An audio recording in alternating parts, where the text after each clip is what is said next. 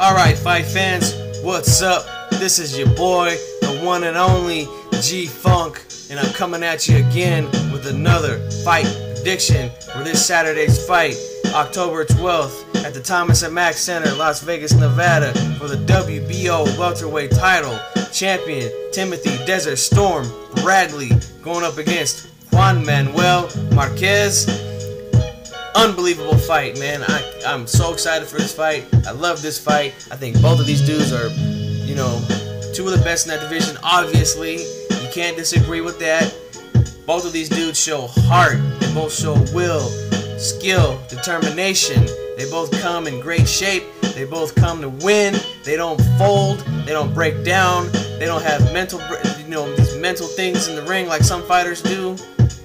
These guys come and fight a full 12 rounds, a hard 12 rounds, and they're gonna come and get it. And I can't wait to see it. Now, let's get into this thing, man. Let's break it down, alright? Let's talk about Timothy Bradley first. We're gonna go over his little record and tail of the tape, whatever you want to call it. We got champion Timothy Bradley, height 5'6", reach 69 inches.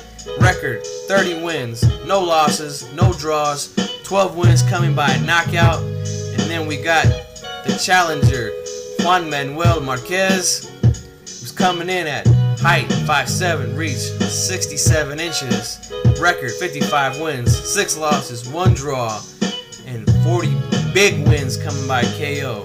This guy can crack, ladies and gentlemen. We all know that. We all saw that against Manny Pacquiao. The man is probably still asleep right now. No, I'm just kidding. Anyway, let's get into the fight, alright? Let's talk about Timothy Bradley first, alright? What I like about this guy, like I said before, I like both of these guys. They're both very tough, very durable. They come to bring it every night that they are in the ring. But what I like about Bradley is that he's sharpening up on his skills, in my eyes. At 140 pounds, he was good. He was obviously he fought who he had to fight in that division, and he never lost in that division. The thing that I didn't really like about him at the beginning when I first started to watch him was that he did tend to get a little bit wild in the ring with his punches. I haven't really seen him do that much lately. Back when he was at 140 pounds, he used to try to pin guys up against the ropes, throw a bunch of combinations at them, and sometimes he would get real wild, leave himself wide open for counter shots and things like that. Against sharp fighters, he can get hurt doing that. If he goes back to doing that against Marquez, believe me, he's gonna get hurt. There's no doubt about it. But as of lately, what I've seen out of him, he hasn't gotten careless like that. Now people are going to say, well, what about the Provodnikov fight? Well, with the Provodnikov fight, excuse me, he chose to go toe-to-toe. He wasn't really reckless with his punches. He just decided to exchange punches with the guy, which was a big mistake. Obviously, Provodnikov had much more pop in his punches than Bradley. But that's another thing that people talk about Bradley. They knock him for not having a lot of knockouts. They don't think he has power. I think he's got power. I just don't think he has that knockout power. He's got enough power to keep people honest. You know what I'm saying? Like, he hits him, you can tell that it does bother them. Like, it ain't gonna knock him out though. Like, he ain't got that one punch knockout power, but he does have enough power to keep you honest in the ring, to keep your hands up, and to keep you from not wanting to make mistakes because he's gonna hit you. He can counter punch too. He's very good. He's very fast. Has a good lateral movement in the ring, which is what I like. He does slip punches very well in the ring, has very good reflexes. You know what I'm saying? That's Timothy Bradley to me, man. He's a very good fighter. I think he's very good. Like I said, some of his knocks is like he decides to sometimes sit there and exchange, go toe-to-toe, especially with the Provodnikov fight. When his corner was telling him, don't be standing there toe-to-toe with this guy and box him. You don't have to do that. He's gonna have to listen to his corner in this fight, especially if they're telling him to box. I don't think he can stand with Marquez. I think if Marquez hurts him, he's gonna put him away. So now let's talk about Juan Manuel Marquez. Obviously this guy's been around for years. I'm very happy that Marquez is at the top of the sport right now. He's one of the big draws in the game. Back in the day when guys like Barrera and Morales were ruling the lightweight divisions, the smaller divisions, Marquez was right there too. You know, he just didn't get a lot of, I guess what you call hype or publicity or whatever. But he was just as good, and in my opinion, he was better than both of those guys. Neither one of them wanted to fight him at featherweight. You know, I believe that Barrera fought him, but that was much later in Barrera's career. Not when Barrera was, you know, on top of his game. You know, he waited because I really do believe that I don't think he really wanted to see Marquez back then. Back when you know, he was fighting guys like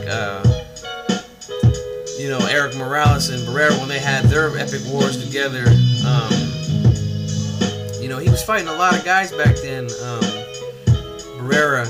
But he finally, you know, I gotta give him credit because he finally manned up and fought Juan Manuel Marquez. So, you know, he finally showed that he can hang and beat these guys, you know. And I'm glad that he's finally at the top of the game. You know what I'm saying? He had those 3 controversial fights with Pacquiao. Never got the nod from the judges, and he had to put the man to sleep, you know, in order to get his vindication. You know what I'm saying? But as far as his skills go, I mean, they're second to none. You know what I'm saying? He's a very sharp puncher, good technician in the ring, has a great jab, has great timing, great counter punching. His footwork is excellent. He doesn't have the lateral movement or the foot speed like Tim Bradley, but he does know how to move his feet in the ring and get out of the way of punches. He knows how to slide back and move away from his opponent and turn around, use a little pivot move and stuff like that. The guy can box, he can punch. He's your classic boxer puncher, you know, and he's got great power. Like I said, he's got 40 knockouts on his resume, you know what I'm saying? The guy can crack. The one thing that I really don't like about Marquez is, you know, he does like to exchange punches at times, which, you know, can be dangerous. I do feel like Tim Bradley is a guy who can hurt him, possibly put him down. I don't know if he can put him away, but he can. I believe that Marquez has enough power to put Bradley away. As tough as Tim Bradley is, and I do believe he is a very tough guy, but I do think that if Marquez does catch him, especially with a good counter shot that Tim doesn't see, he can hurt him very badly, possibly in the fight. You know what I'm saying? But what I think he should do is I think that he should try to stay in the pocket if he can, and force Tim Bradley to fight. That would be his best chance, because honestly I don't see Timothy Bradley standing toe-to-toe and standing in the pocket with Marquez. I think he learned his lesson against Provodnikov. Bradley did, and I think he is going to use his legs in this fight. Now, walking somebody down is something that Marquez can do, but I don't know if that's really what he prefers to do. He says in the 24/7 that he'll walk him down intelligently and do it better than Provodnikov. You know, I think he's going to have to do that, so we'll see what he does. I mean, if he can, walk him down, trap him in the corner, pin him up against the ropes, land some good shots on him, force some exchanges, and he can get the knockout that he's looking for, you know what I'm saying? So, after I just broke down these dudes, now I'm going to go into my prediction. This is a tough one for me, you know what I'm saying? So many things, so many different ways I can see this fight going. But in my opinion, I think at the end of the day, I'm going to take... I'm going to take Timothy Bradley to win this fight, you know what I'm saying? I love Marquez. He's one of the last great fighters to come out of Mexico, you know what I'm saying? Represents my people. But, you know, I think that, you know, he's getting up there in age, man. He's 40 years old, you know. That's not young anymore. He's been in a lot of wars. Now, I know he's looked good recently, but then again, you know, he fought Pacquiao. Now, not to say that Pacquiao's a bum, because he's not a bum, you know what I'm saying? I'd be stupid to sit here and say, well, Pacquiao's a bum, and that's why he knocked him out. I think that after you fight a guy 3 times, I mean, obviously you know the guy inside and out, you know what I'm saying? So, I believe that the knockout was going to come eventually from Marquez. Pacquiao was constantly running into his right hand. For me, it was just a matter of time before he caught him with that. Now, not to take anything away from it, it was a great knockout, you know, but I don't want to get too caught up in it and think, oh, now he's just going to knock everybody out that's in his path, you know what I'm saying?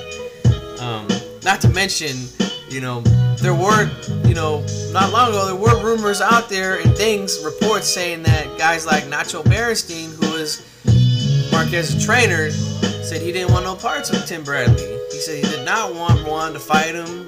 He had no interest in it. You know, there was hesitation after he beat Pacquiao. You know what I'm saying? And then I find it kind of peculiar that they decided to take the fight after Bradley was in a battle and got hurt and got dropped.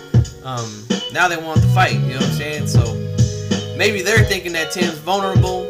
You know, maybe they think that he's, you know, damaged goods now, whatever. I don't know, but either way, I'm glad that they took the fight and cleared that. So that's what I'm thinking. As far as Peds go, I don't want to talk about it because the guy hasn't been caught yet. So that's that. All right, guys. So that's my prediction right there. G-Funk here. Let me know what you guys think. I'm taking Timothy Bradley to win by decision. So let me know what you think. Hate it, love it, comment, subscribe, whatever you do, you got to do. I'm here, G-Funk, and I'm out.